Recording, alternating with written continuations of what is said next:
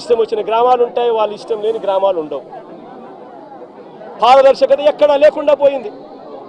10,000 ఇస్తానంటున్నాడే తప్ప రైతులకు రావాల్సిన ఇన్సూరెన్స్ గురించి మాట్లాడు.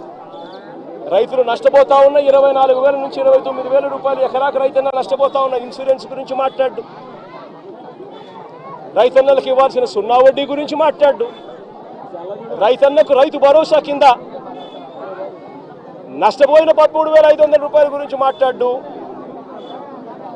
ఇవన్నీ రైతు నష్టపోయాడు అన్న సంగతి తెలిసి ఉన్నా కూడా ఈ పెద్ద మనిషి చంద్రబాబు నాయుడు మాట్లాడు. అదే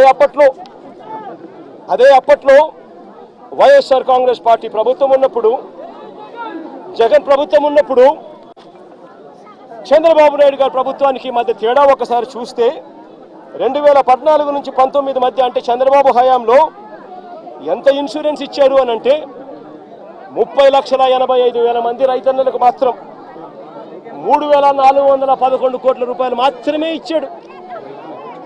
అది కూడా రైతన్నలు వాళ్ళ ఇన్సూరెన్స్ ప్రీమియం వాళ్ళు కడితే, ఈయన చేసేదేంటి ఇచ్చేదేంటి? రైతన్నలు ఇన్సూరెన్స్ ప్రీమియం వాళ్ళు కట్టుకుంటే వాళ్ళకి ఇన్సూరెన్స్ సొమ్ము 3,411 వచ్చింది, 3,411 కోట్లు వచ్చింది. అది 30,85,000 మంది రైతులకు మాత్రమే. అది కూడా ఇన్సూరెన్స్ ప్రీమియం కట్టగలిగిన కెపాసిటీ ఉన్న రైతులకు మాత్రమే. అదే జగన్ హయాంలో ఏకంగా 54,55,000 మంది రైతన్నలకు ఇన్సూరెన్స్ సొమ్ము వచ్చిందంటే తెలుసా? 7,802 కోట్ల రూపాయలు. ఒక్క రూపాయి కూడా రైతన్న ఇన్సూరెన్స్ ప్రీమియం కట్టాల్సిన అవసరం లేకుండా జరిగింది. అప్పట్లో చంద్రబాబు పెట్టిన 715 కోట్ల రూపాయలు బకాయిలతో కూడా కలుపుకొని రైతుల తరపున ఇన్సూరెన్స్ ప్రీమియంను కూడా వైఎస్ఆర్సీపీ ప్రభుత్వమే కూడా కట్టింది.